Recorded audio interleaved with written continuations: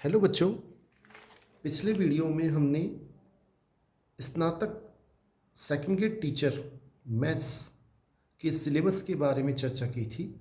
आज हम graduation level का पहला टॉपिक स्टार्ट कर रहे हैं। स्टार्ट कर रहे हैं। आप इसे अच्छे से देखें और सीखें। आपसे निवेदन रहेगा आप चैनल को सब्सक्राइब भी कर लें, जिससे सभी वीडियो आप तक तुरंत पहुंच सकें। सबसे पहला टॉपिक है ग्रुप। ग्रुप का मतलब क्या होता है, किसे कहते हैं ग्रुप? इसके लिए पहले तो जी कोई अरिक्त समुच्चय चाहिए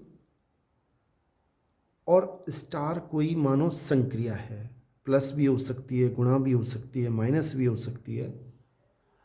तब सबसे पहले हमें सीखना है द्विचर संक्रिया कैसे कहते हैं, कि कोई संक्रिया स्टार जी में द्विचर संक्रिया होगी यदि प्रत्येक एलिमेंट ए और बी बिलोंग्स टू जी के लिए ए स्टार बी भी जी में होना चाहिए। अगर ऐसा है तब संरचना जी कोमा स्टार बीजीय संरचना कहलाती है। मतलब अगर संक्रिया स्टार जी में द्विचर हो तो जी कोमा स्टार बीजीय संरचना होगी। अगर संक्रिया स्टार जी में द्विचर नहीं है तो हम जी कोमा स्टार को बीजीय संरचना नहीं कहते, केवल संरचना कहते हैं। आप एक उदाहरण से भी सीख लें। बच्चों, अभी आप महत्वपूर्ण बिंदु को ही देखें, उसके बाद हम प्रत्येक बिंदु पे जब क्वेश्चन करेंगे आपको सारे क्वेश्चन बिल्कुल समझ में आ जाएंगी, परिभाषाएं।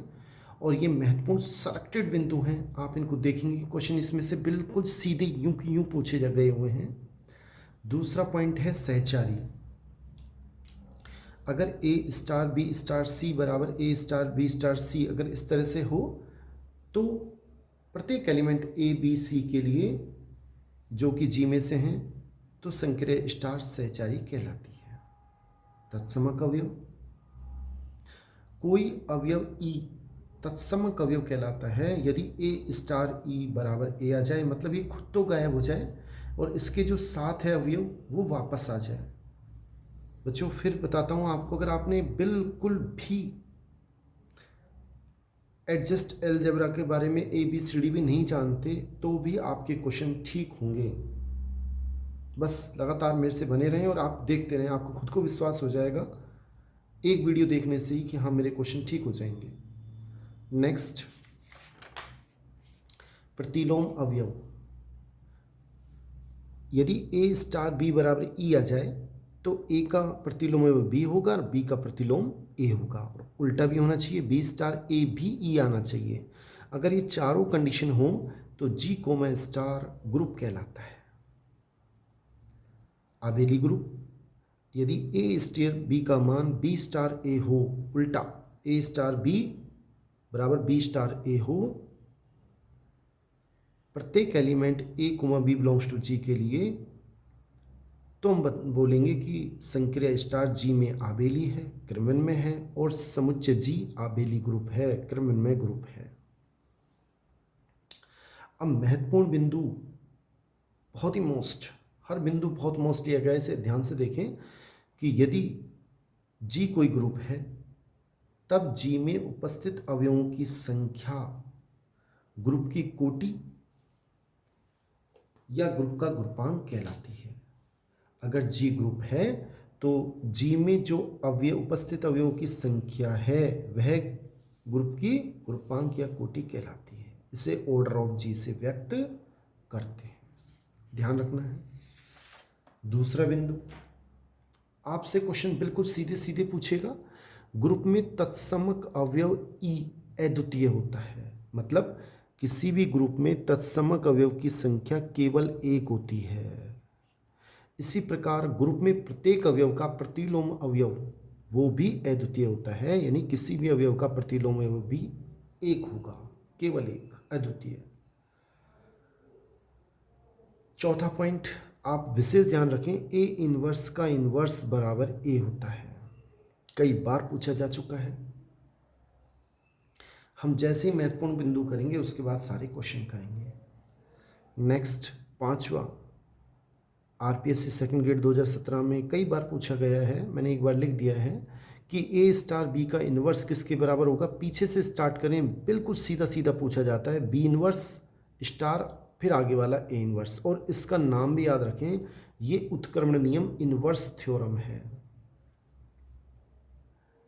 छठा पॉइंट, वाम निरसन नियम। हमसे वो क्या करेगा, वाम निरसन नियम पूछेगा, कौन सा वाम निरसन नियम है, या फिर ये दे देगा, पूछेगा कौन सा नियम है कि यदि ए शुरू में समान हो तो x बराबर y होगा, और पीछे अगर समान संख्या है और फिर आगे हम बराबर करते हैं तो वो दक्षिण निरसन नियम होगा। आठवां पॉइंट, चार कोटि का प्रत्येक समूह आबेली या क्रममय ग्रुप कहलाता है। मतलब चार कोटि हो, चार कोटि तक का प्रत्येक ग्रुप, कोई भी ग्रुप हो जिसमें चार कोटि हो या तीन कोटि का प्रत्येक ग्रुप हमेशा आबेली या क्रममय ग्रुप होता है, आपको ध्यान रखना है। नवा पॉइंट, जी कोमा डॉट कोई ग्रुप है तब यदि ए स्क्वायर बराबर ई हो तो आपको याद रखना है कि ए बराबर ए इनवर्स होगा, और ऐसा है तो ए डॉट बी बराबर बी डॉट ए होगा। मतलब यदि ए स्क्वायर बराबर ई है तो दो परिणाम हमारे पास होंगे, एक तो जी आबेली होगा और जी का प्रत्येक अवयव उसके प्रतिलोमी अवयव के बराबर होगा। आरपीएससी सेकंड ग्रेड 2017 में पूछा गया है कि यदि ए बराबर ए इनवर्स हो तो जी कैसा ग्रुप है, आबेली है, अनाबेली है, तो इसका आंसर होगा आबेली ग्रुप होगा। नेक्स्ट 10वां पॉइंट, सीधा बिल्कुल सीधा पूछा गया है कि यदि इसमें पूछा गया था कि जी आबेली है तो कौन सा सत्य है, कभी इसमें स्क्वायर यहाँ से हटा दिया कभी यहाँ से, तो आपको याद रखना है कि यदि ए बी का होल स्क्वायर बराबर ए स्क्वायर बी स्क्वायर हो तो जी आबेली ग्रुप होगा। 11वां पॉइंट, ग्रुप के किसी अवयव की कोटि n होगी, सबसे छोटा धनात्मक पूर्णांक होना चाहिए जिसके लिए a की पावर n का मान ई हो, तत्समक अवयव। क्वेश्चन कैसे करेंगे वो आपको क्वेश्चन सब समझ में आ जाएंगे। यदि a की पावर n का मान ई है तो ऑर्डर ऑफ a का मान less than equal to n होगा। 13वां पॉइंट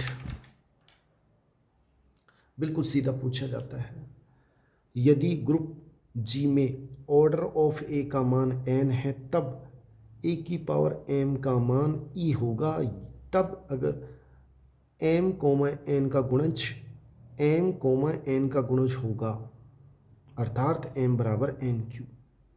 क्वेश्चन पे ऐसे पूछा जाएगा कि हमें दे देगा G कोई ग्रुप है तथा order of a equal to n और a की पावर m का मान e है, तब क्या होगा, तो हमें याद रखना है m कोमा n का गुणज होगा, और अगर गुणज है तो उल्टा भी है कि a की पावर m का मान e होगा।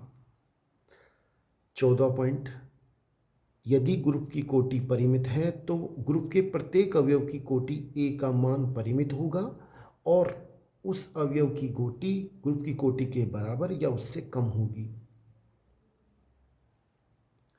15वां पॉइंट, ग्रुप में प्रत्येक अवयव की कोटि उसके प्रतिलोम अवयव की कोटि के बराबर होती है।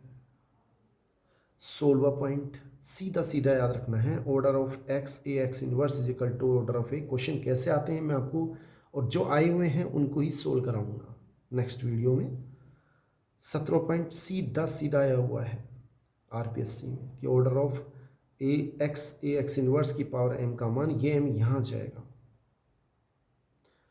18वां point, order of A B का मान ऑर्डर ऑफ बी ए होता है। 19वां पॉइंट, प्रत्येक ग्रुप में तत्समक अवयव ई की कोटि सदैव एक होती है। आपको याद रखना है ग्रुप में जो तत्समक अवयव है ई, उसकी कोटि अगर हमसे पूछे तो सदैव उसका आंसर एक होगा। ये क्वेश्चन बहुत पूछा गया है कि यदि ऑर्डर ऑफ ए का मान n है तो a की पावर p की कोटि भी n होगी यदि p और ये n दोनों सापेक्ष अभाज्य हों, यानी कि इनका मैस्य एक हो।